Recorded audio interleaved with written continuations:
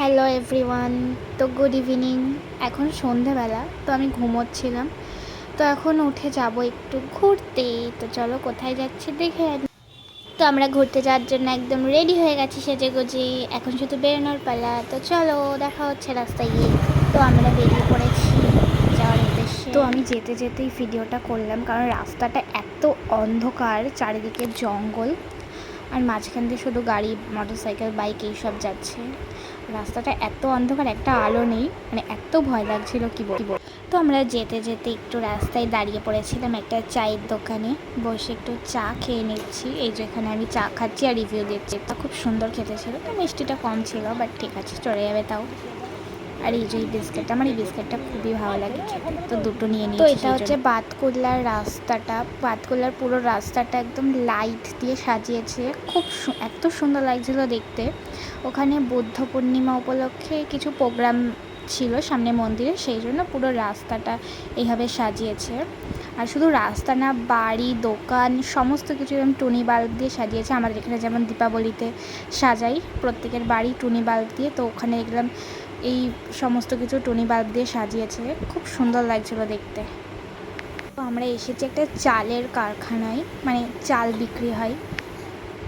যে এখানে সব বস্তার মধ্যে সব চাল ভরা, মানে ভাত খাই যে চাল, সেই চাল সব এখানে বস্তা করে। তো এখানে সমস্ত রকমের চাল বস্তার মধ্যে ভরা, এত বড় জায়গা, আর চারিদিকে শুধু চালের বস্তা আর চালের বস্তা। তো আমরা গিয়েছিলাম ওখান থেকে চাল কিনতে। ওখানে আমাদের এখানকার তুলনায় দামটা অনেকটাই কম নেয়, সো আমরা ওখান থেকেই চাল নিয়ে আসি বাড়ির জন্য। তো আমরা চাল কিনে বেরিয়ে পড়েছি, আর রাস্তায় রেলগেট পড়ে গিয়েছে।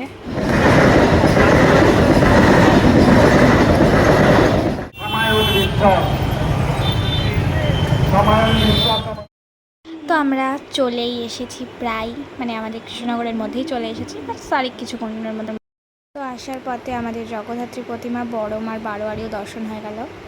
তারপরেই আমাদের নতুন মা, মানে চকের পাড়া বারোয়ারিও দর্শন হয়ে গেল। তো দুই মাকে দেখে আমরা এখন বাড়ির পথে রওনা দিচ্ছি। আর এই যেখানে মেলা চলছে, সো আমার খুবই কষ্ট হচ্ছিল, কারণ আমি মেলায় যেতে পারলাম না আজকে। তো ঠিক আছে, চলো অন্যদিন চলে যাওয়া যাবে। আর মেলার কারণে প্রচণ্ড ভিড় ছিল রাস্তায়। আর এই হচ্ছে আমাদের হনুমান মন্দির, যেটা বন্ধ হয়ে গেছিলো কারণ একটু রাত হয়ে গেছিলো সেই জন্য। তো ফাইনালি বাড়ি চলে এসেছি। আর দেখো আমার কি অবস্থা, মানে আমার চুল টুল পুরো নষ্ট হয়ে গেছে হেলমেট পরে আর হাওয়ার জন্য। এখন আমি ফ্রেশ হব। তো এই যে আমাদের বাড়িতে দেখি এসে আমার এক ভাই বসে আছে, শোনো এত কিউট, কি বলবো। আর কান্না করে না, খুব ভালো একটা বাচ্চা। তারপরে মা আর বাবা একটু বেরিয়েছিল, সো আমাদের জন্য আমাদের ফেভারিট মোমো নিয়ে এসেছে। তো আমরা এখন মোমো খেতে থাকি। বাই।